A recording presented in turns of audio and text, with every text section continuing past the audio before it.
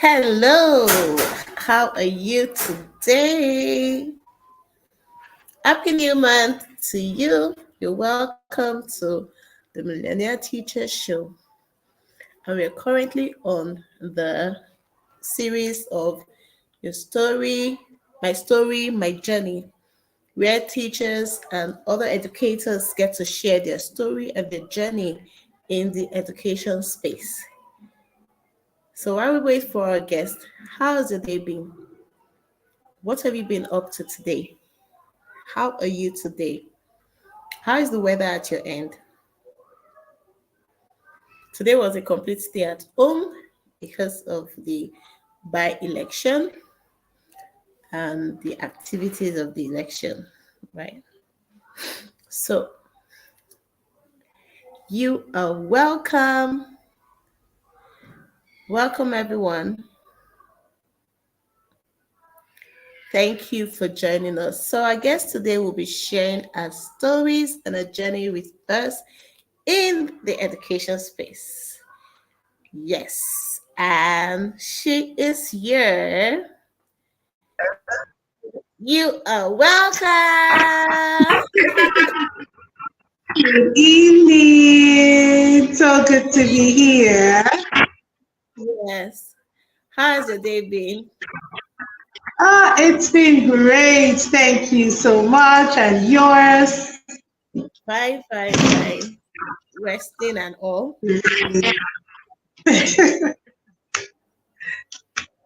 Okay, so good to be here.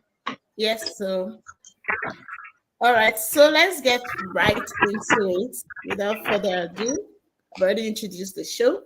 Our guest today is Anuoluwapo Michael-Ayeni, and I'll be reading up her profile before we get started with the questions. So let me read up her profile. Anuoluwapo Michael-Ayeni is a dedicated early childhood educator and consultant with a passion for nurturing young minds. Excuse me. She is an early years lead with over 10 years of experience in practical classroom teaching. With a background in English language and early childhood education, Anuoluwapo is not only an experienced educator, but also a passionate advocate for creating a positive learning environment and supporting the total development of young children. She is also a Microsoft certified educator, demonstrating a commitment to leveraging technology in education. Her professional journey includes significant roles at international British settings where she honed her skills in providing support to children and teachers. An advocate for early years phonics, Anuoluwapo actively supports children and teachers struggling with reading and spelling, aiming to bring out the star in every child through reading fluency. Anuoluwapo is the founder of Early Years Learning, an educational platform that offers trainings, mentorship, and consultations to schools, parents, and practitioners. So let's give it up for our guest, Anuoluwapo Michael-Ayeni. You are welcome. Thank you so much. Thank you. Okay. All right. Glad to be here. Yes, so let's get right into it. How did the journey start for you? What Huh. inspired you to get into this education space? Okay, What, so please go on. yes, well, so what was the motivation or inspiration, or how did it start with you? Okay, so I would say that one person who has always loved to teach. I think unlike unlike most of the other people I meet, I'm one person that growing up I just always wanted to be an educator. So I fell in love with teaching. I realized that as a child, I love to sit with my peers. I love to just talk to them about the things I know. So it was then that I started telling everybody, I think when I grow up, I want to be a teacher. Because it was just something I enjoyed. You know how children growing up would want to do a lot of role playing? So you want to sit with your friends, you want to just dramatize and pretend to be a teacher, pretend to be a doctor, and all of that. For me, it was always teaching. I just always wanted to be the one standing in front of everyone and tell them 1, 2, 3, and everybody would be like, okay. So it was just that love for me, that love for helping others to learn something, even though I was always with my friends who already knew the same thing, but I just wanted to be the one to guide them to it. And that was when I told myself I wanted to grow up to be a teacher. Now, I would say that along the line, that thought changed because, growing up, you meet a lot of people who will be like, why do you want to be a teacher of all the things in the world? I remember telling one of my friends at one time that when I grew up, I want to be a teacher. And she was like, teacher? And her dad was sitting close to us, and her dad had to be like, what do you mean teacher? What's wrong with being a teacher? So then I changed my mind and I said, you know what? I don't want to be a teacher anymore. Everybody keeps saying, why would you want to be a teacher? So I said I didn't want to be a teacher anymore. I started to look for other things I enjoyed doing, and broadcasting happened to be the one thing I fell in love with because I realized I'm not a person that loves to share information. So I said, okay, maybe I would be a broadcaster. Maybe I would study radio and television broadcasting or something in that direction. But funny thing is, I completed my secondary school education. And while I was waiting for my results, and my mom said, okay, why don't you just get something doing? And then there was there's a college of education that is newly opening. Let's get you enrolled in that college of education. Just do something pending the time every other thing is settled. And so that was how I joined the college of education. And I just said, you know what? I'm staying here. So I stayed. I think it was God directing me there somehow. And that was how I stayed. And even when it was time that I could make a switch, go leave the college of education and join the university, I said, no, I'm staying here. I want to be a teacher. Now I know for a fact that I want to be a teacher. So that has been the story. Wow. And then you've not thought of going back at all? No, not at all. Not at all. It's teaching all the way now. Oh, wow. Thank you. So now, looking back, what's your experience been in your early days and now? What has changed in your experience so far in your early days and now? I think I would say I have grown. I have grown in my knowledge. I have grown with the skills. I also have a different mindset from what I had when I became a new teacher. So becoming a new teacher, I completed my NCE. I had to teach in some local schools around. And so, you had to, I worked with a lot of people who thought teaching was just something they would do on the side. And it wasn't like the main thing. It was that job that they wanted to do, pending the time bigger opportunities came. So for me, then I just saw teaching as something that everybody or anybody can do. But over time, I got to realize that no, it goes beyond just whiling away time. It goes beyond just working with children because you're waiting for something bigger to come. I got to realize that it's actually like, it takes a whole lot from you. There is the devotion to the task. There is the children that you have to consider. There is you have to also look at what are the needs of those children. So it's not just about trying to while away time. It's about constantly and continuously improving yourself because you know that the children's lives, the children's learning and all that you need to build and develop in them, they all depend on you. So yes, I would say I have grown, I have learned, I have a different mindset than I did when I was a new teacher. Now I know that it's not just something that anybody can do. It's something that you need to be devoted. You need to be devoted to it to be a successful teacher. All right, thank you very much. So far, what are the challenges that you've encountered in the profession? It's always working with the different people. I think the challenges are never always the children, it's mostly the adults.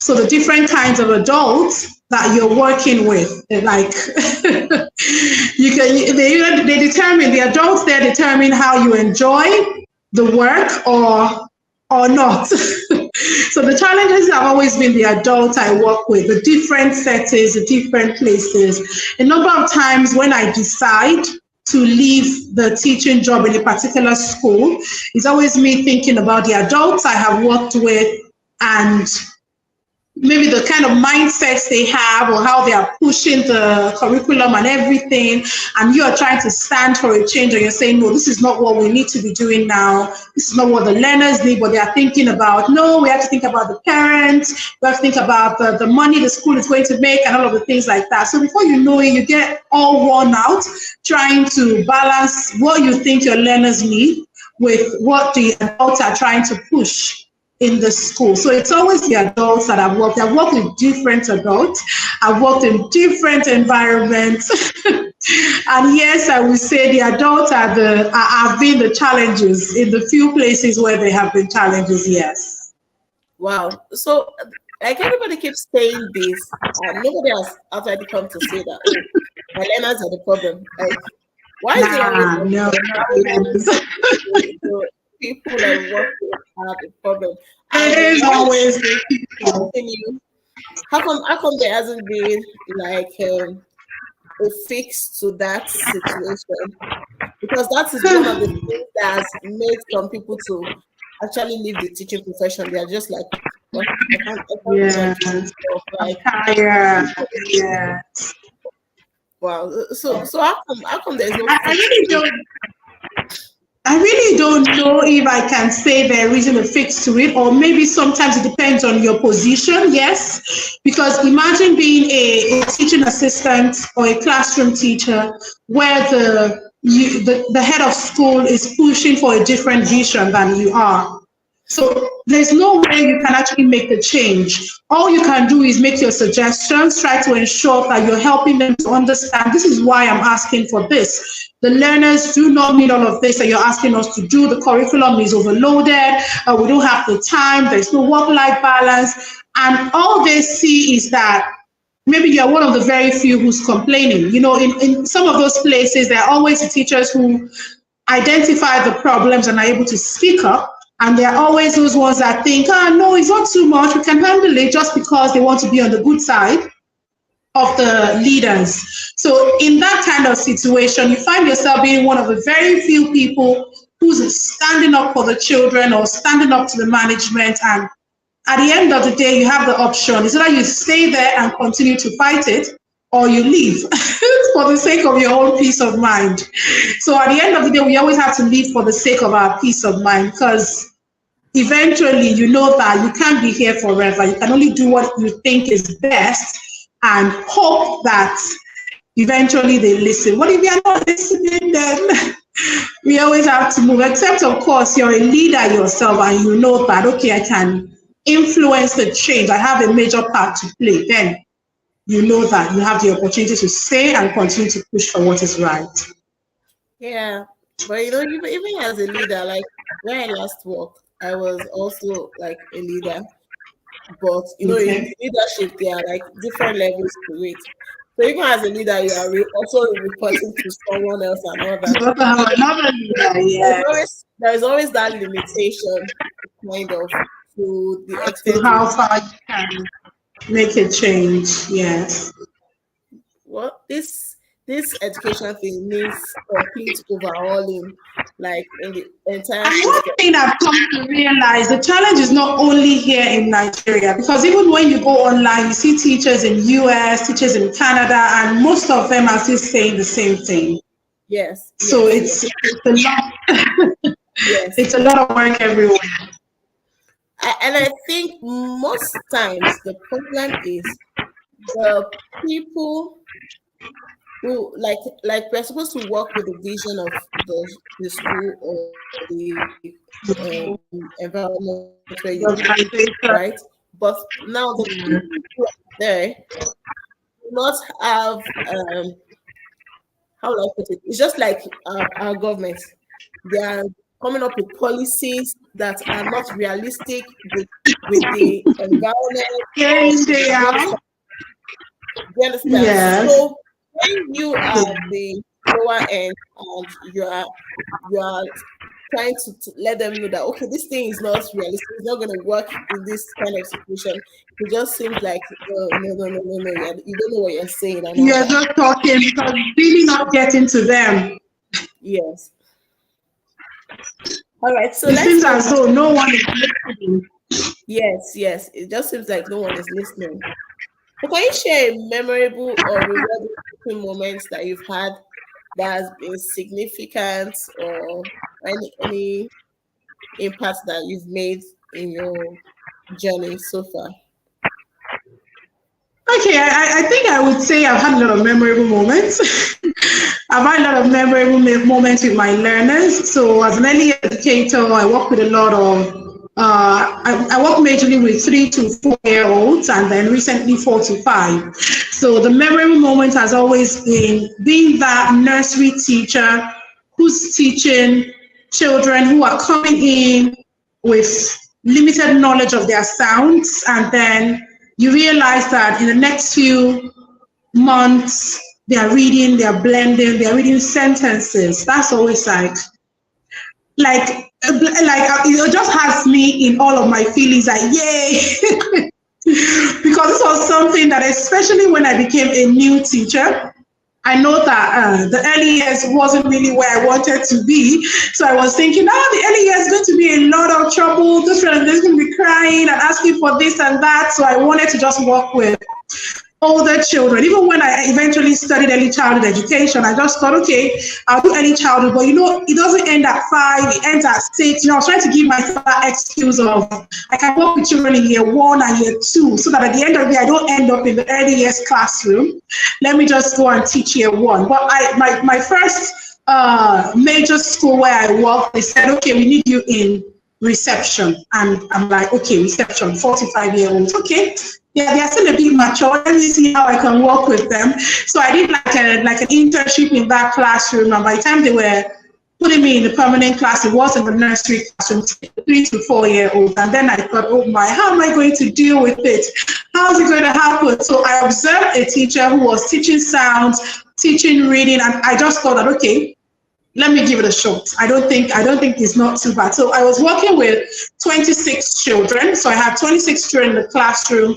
I had 1 teaching assistant, and the major target for me was before these children would leave this classroom, they're all going to learn to read. Also because I had done I spent a few months in the reception class, so I knew what the expectation was. So I told myself I'm going to try to ease it up for the next teacher. So the children will be able to read, they'll be able to write, their writing will be beautiful and all of that.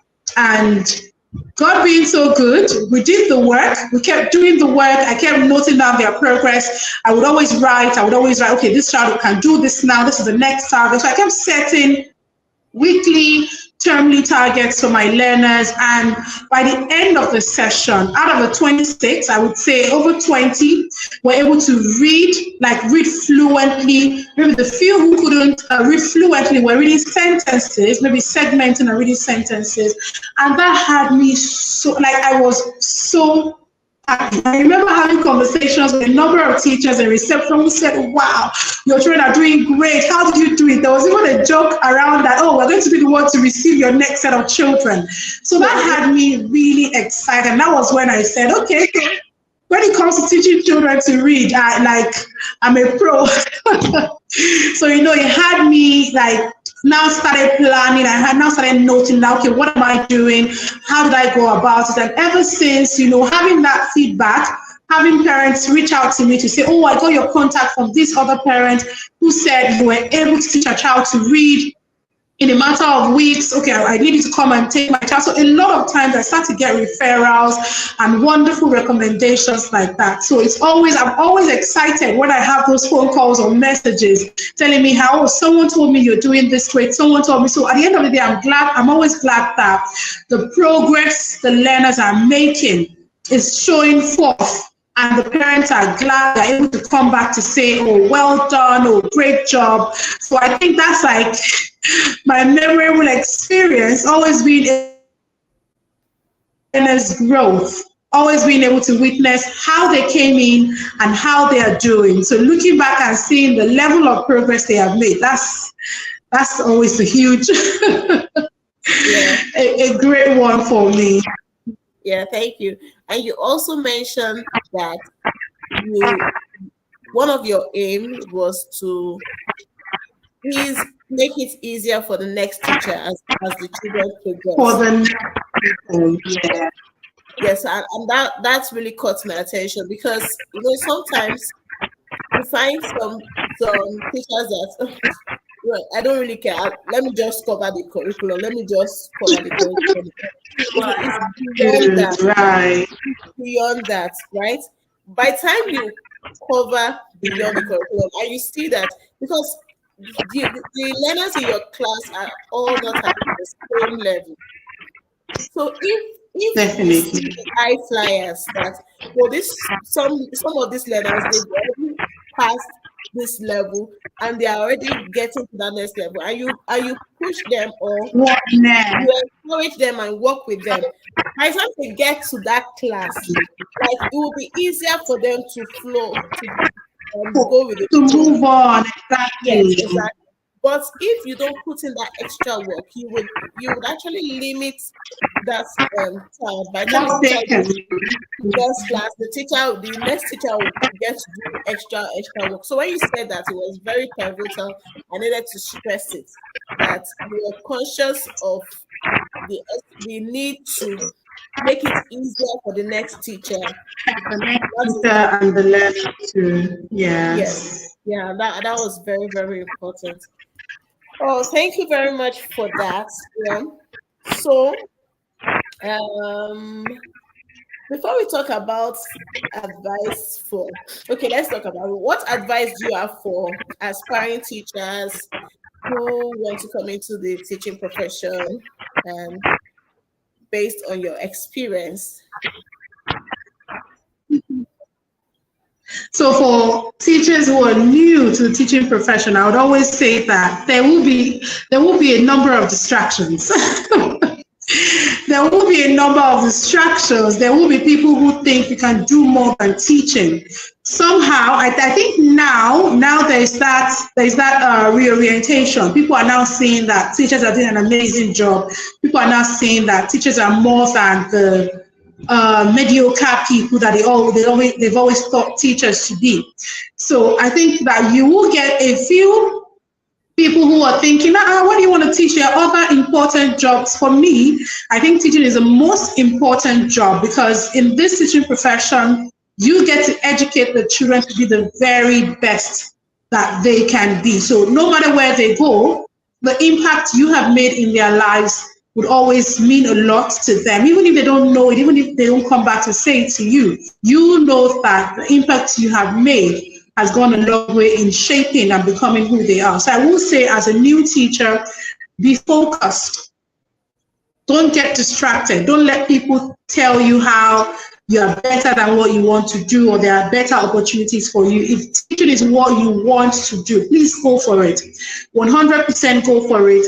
Learn and prepare for it. So whatever it is, whatever area that you think you want to showcase your expertise, be it early years, be it primary, be it secondary, or as a specialist teacher, ensure that you're fully equipped to deliver, so that you're not one of those teachers who stand in front of the learners and you're just like saying different things and they're looking at you as, okay, what is he doing or what is she doing? Be sure that you are prepared for it, that your knowledge, your skill, equip yourself to the fullest. One thing that I have come to realize that I love to do is to attend trainings. I realize that I love to attend trainings. I'm always attending one training or another. I'm always signing up for one. Even when I feel like, oh, I already learned this in last session, I'm trying to engage myself in it again, because you need to continuously update and upgrade your knowledge. So don't be distracted, be focused, and go for it if that's what you want, and ensure that whatever area you want to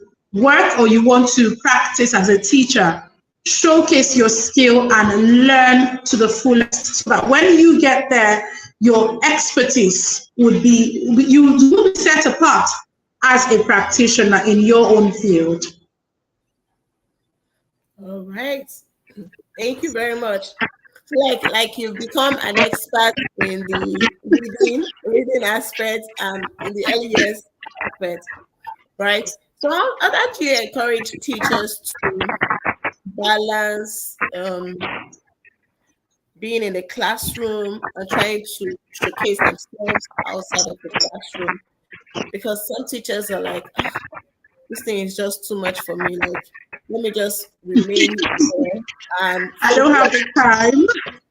Yes, let me focus on my focus. Let me just deal with what I'm dealing with now and all that. Then, like, showcasing myself to the world is too much for me. But you realize that most times we just stay in that place and remain local champion, and we don't get to let the world see our life and share our life with the world. So how do you encourage a teacher to navigate around that? Okay, so I think I would say that I used to be in that category as well. But so initially it was I don't want to be seen. I don't want people to start to see me on social media and feel like what does she even know? Something like that. So when I started out, I used to post on my personal page. I post about the fact that I'm a teacher, but I never really shared content that are educational to help others. I just thought, okay, let me just show myself, show my family whenever I want to, show myself as a teacher whenever I want to. And then gradually I moved on to, okay, you know what, let me open a page for the brand. Let me start to talk to parents and teachers. And for the very first few months, I didn't want to show my face. I didn't want anybody to see me. So there was that, no, what would they say about me? Oh, they might be like, oh, what does she even know? Oh, what can she even tell us that we would learn from? So there was that. And then there was also I don't even have the time. So maybe I would post today, and the next post you will see from me will be like 3 months time, and the next post you will see will be like 5 months time. So I was always trying to find a balance, even when I knew that, okay, now I have the page. So there was me being shy, there was me trying to find the time and the time. So I wasn't even consistent in any way. But gradually I start to realize that, well, you need to show your face. People need to know whom they are learning from. When they see you, it becomes more relatable. Like, oh, okay, this is someone we can relate with. This is someone we can even get to know. She's not hiding her face. She's not hiding the information she's sharing. So I started to like, okay, you know what, let me come out. And then even when I came out, there was the time. Now imagine you have to wake up pretty early in the morning, find your way to work, you spend the day at work, you head back, and before you get back, you're tired and you're thinking, okay, you have to plan for tomorrow. You have your lesson plan, you have your activities, you have the resources you want to create for your learners, and then just so many things that you need to get done. So before you know it, you're like, okay, you know what, let me just forget about. There was a time I abandoned the page for I think about 6 months or close to a year, because I just felt like there is no time. Right now, I have started to now plan. I've started to plan. I've started to create content calendars. So I started to look out for people that I feel have been consistent. So I go, I follow them. I look at, okay, I ask questions. I join some of their programs. I'm like, okay, how do you find the time? So I've now realized that even as busy as my schedule is, I am still able to find that time to post, find that time to create content, find that time to even get to work and do everything that I need to while staying focused at work. You know, you would still always have your lunch breaks. No matter how bad it is at work, you will still always have your lunch break. Some days you might not. It's not every day that you have that free time, because there's always one thing or the other to do. But I was able to find the time. That time that I'm in transit, trying to find my way from home to work, what can I create? What can I put together? That time that I'm heading back, you start to realize that you have all those free time. Well, that free time, you probably would have just spent it scrolling away on YouTube or on Instagram or on Facebook. Meanwhile, you could have put that time to use. So I would say that as a teacher who's trying to find time, there is always the time. It's just left for us to plan it. If that 10-15 minutes break that I have is a time I am meant to use to create content and think about the content and think about, okay, how should I post it? When should I post it? You realize that you won't achieve much. But if you have planned ahead, so you could find your Saturday, Sunday time, plan ahead. What do I want to post? When do I want to post? You put it down. You don't have to post every day for a start. You can think about 2 to 3 times a week. And once you've written it out, by Monday, you start to use your free time to create. And once you create, you post, you create, you post. You realize that you have those little bits of time that you have spent, that you would have spent doing other things that might not have been relevant, maybe relevant in building your brand, basically.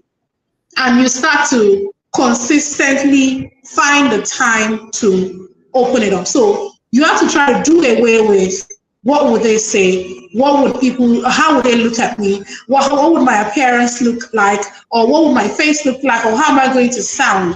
You have to first of all do away with all of those self-doubts. Once you're able to take that out, you realize that it's a lot more easier for you to now, I'm not doubting myself, I'm not caring about what others will say. Even if they're giving you feedback, you know that this is a constructive criticism. Now I need to learn from the feedback I've been given and try to improve on it. And then you plan. So you plan, you find the time in your small little bits of time, you find the time to just start slow, and then eventually you start to increase it, and see that one thing I've come to realize is the more you put yourself out there, the more you create the awareness about who you are as a person, about who you are as an educator. And that helps people to now be able to trust in you, because they've seen that you're consistently coming back with value. You're sharing tips that are useful for them as educators, or as parents, or as carers, or childminders. And the more they learn from you, the more they trust you to be that person that they can learn from. Recently, I have people who are now coming online to say, oh, we're learning from you, we learned from your page. And I'm like, okay, this is me who was thinking I wasn't doing enough. I wasn't consistent with posting, or maybe I didn't want to show myself or show my face in the first place. Now I have started to do that, and I see the outcome. People are now coming back to say, this is what we have learned from you, and they are grateful for it. So I'm also grateful to say, okay, thank God that I started it, and there's now that zeal to do a lot more, because you see that it's actually having a positive impact on other people. So do away with self-doubt, learn from the feedback you get, plan. Just plan. Sometimes I make videos on weekends, and then I might not even get to post that video until Wednesday, Thursday, but I actually have recorded it ahead when I had the time. Then gradually I just bring it on to share with people on social media. So just plan. I think the first thing is also identifying what area of expertise you want to showcase online. So you might want to showcase something on parenting, like you might want to just have a talk show like you do, which is amazing, by the way, because sometimes I'm like, how do you find the time every weekend? Like, that is amazing. I would love to be like you, but the time. But, just find the time. I'm sure that you also have 1,001 things that you would have been doing now, but somehow you've taken this time aside to say, every weekend, Saturdays, 5 p.m. to 6 p.m. And I'm sure there'll be other days that you're planning during the week to create the awareness, create the flyer, share it online. So it's just a little time that we can have to share. And I think another thing that I've come to realize this year is, if you think that you will need help, seek help. Don't be afraid to seek help. I know the number of people I have reached out to. Like, I think earlier today you were asking me about StreamYard. That was because I reached out to someone last year to say, oh no, it was earlier this year, to say, oh, I would like to do this and this. Can you recommend? And the person said, oh, try StreamYard, try this. I haven't got the time to now start checking out, but I asked the questions, and the person was able to give me different options. Why don't you use this one? Why don't you use that one? And I'm grateful I did, because I'm also able to learn. So I didn't like try to say, oh, even though I want to learn, oh, who am I going to ask? Who's going to help me? I was able to find the time to ask questions. So I think it's also very important that we understand that it's okay to ask for help. It doesn't mean that you don't know what you're doing. It's just because you're seeking knowledge, and there are people who have as much knowledge to share as you are willing to take. Yeah, thank you very much. So what you just said just reminded me of the Bible passage that says that we should not hide our light under the bushel, and we should Mhm. shine our light so bright that men will see and glorify our Father who is in heaven. It's very, very important that we shine our light. Most times, as teachers, we're just comfortable. I'm comfortable in my own space, in my own skill, in my own. Let me just be doing this. But the reality is that the world needs you So the beyond world, school, beyond definitely. the classroom, beyond your school, beyond your immediate environment. The Environment, absolutely. the world needs you to shine your light. The world needs to learn from you. There's something absolutely unique about you That that the you can world give out. is. Definitely.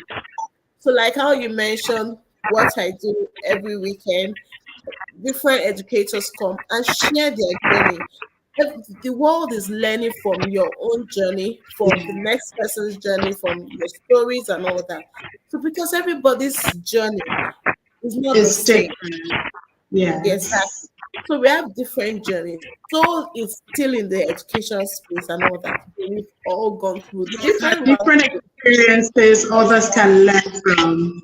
Exactly. So it's very, very important that we give out ourselves, and um, letting our light shine is very, very important. Thank you very much for highlighting the need to plan, the need to do away with self doubt, the need to put ourselves out there and constantly um, show up for ourselves. All right. So thank you very much. I wouldn't like to keep you for too long. So I'll just ask, what are your final words for us today? Any final Yeah. words for us today? Okay, so I would say that there's always a journey. There's always a journey for everyone. I would say that I had a great journey and I've enjoyed the journey. Sometimes I look at places where I started as a teacher. I remember telling someone I worked in secondary school, they were like, you worked in this school? Like, really? This school in this area? But the thing is, when I look back at all of that, there's been something to learn every step of the way. There are also different people I have met that I am super grateful that I did meet, because I can always call back to say, oh, I need your help. Can you help? We need to do this, we need to do that. So there's that connection that I have built over time, and it has been amazing. So I would say that everybody has a journey from one point to another. Ensure that while you are on that journey, you are learning. You're making the best of your community. So you're not looking down on that school where you have started or that school where you are at the moment. You're not only focused about the fact that maybe you're not making as much money as you want as an educator, but you're making the best of it. Learning, growing, collaborating. And before you know it, there are people who would see you for who you are in that environment and would say, wow, we have an opportunity for you higher than here, and would like to invite you to come join us and work with us, because we know that you have the ability to even do a lot more than you are doing at the moment. So while you're on your journey, make the best of it. Collaborate with the people you have there. There is no one who cannot offer you anything. Even if you're not like getting the most of where you are at the moment, you never know what they can offer you tomorrow in the future. So just make the best of where you are, learn from others, share what you have with them as well. And I can assure you that as we move up the ladder, you will be glad that you met those people and all that you learned to come to an amazing, an amazing result for you. So I think that would be all that I have. All right. Thank you very much. Thank you very much. So while Thank you were talking, I you. noted something, and I want to put it as a banner. That every aspect of your journey is a learning curve, and Absolutely. so make the most of it.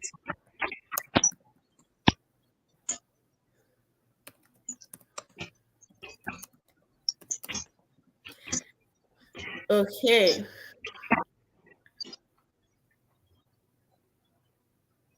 So, it's gonna pop up now. So thank you very much. And you also mentioned something about money. I didn't even talk about the money aspect today. I didn't even Right. talk about the money aspect today, but it's fine. It's fine. Like I don't know how the money aspect skipped me because it's the millionaire teacher. Coming. So every aspect of your Right. journey is a learning curve. So make the best use of it. No part Absolutely. of your journey is irrelevant. Like Every exactly. part, Never way. yes, every part of your journey is teaching you a lesson, or it's exposing you to an experience that you will need in the next That you will level. need in the future. Exactly. Absolutely. So thank you very much. It was Thank nice you. having you on. I Thank don't know if you. yes, I know you have a training that is coming up, right? So can Yeah. you just Yes, quickly I tell us do. about it? Yes, so that people here can also. All right. So there's the EYFS teacher boot camp. So presently, I am an EYFS educator. I've spent over 7 years practicing and using the EYFS framework, and I have seen how amazing it is when it comes to working with children and supporting all their areas of learning. So I put together the EYFS teacher bootcamp, which is a 6 weeks advanced mentorship for teachers. So teachers who are currently working in British setting that would want to learn more about the EYFS, teachers who are intending to work in British schools, and teachers or school leaders who would also want to learn about the EYFS framework so they can infuse it in their school curriculum. So this course is for all of them, and it's for 6 weeks where I will be training all about the EYFS and also mentoring about how to make the best use of it, infuse it in the curriculum, infuse it in the school setting, set up for areas of learning, observing their learners, safeguarding child protection, and there would also be a free access to my phonics course. So all of that will be for 6 weeks, and it's starting on the 17th of February. So the course begins on the 17th of February. Activities will go on during the week, but the live classes will take place on Saturdays from 9 to 11 a.m. for the whole 6 weeks. So that is starting 17th of February, and the registration is ongoing. Oh wow! All right. So please, if you have the registration link, I can put it in the Yes. description. Yes, so you just send it to Okay. me, so I put it in the description so that when people see this video, you can They have can- access to the link. All All right. right. Thank you so much. Thank you very much for honoring our invitation and for sharing your journey and your stories. It was nice listening to you and learning from you, right? So Thank thank you everyone you. for joining. This is the Millionaire Teacher Show, the series on my journey and my stories, where educators come to share their journey and their stories in the education space. So till we come again your way next time, remain blessed. My name is Mary Lisa, and our guest today is Anuoluwapo Michael-Ayeni. So stay blessed and have a lovely weekend. Thank you. Thank you. Bye. Bye.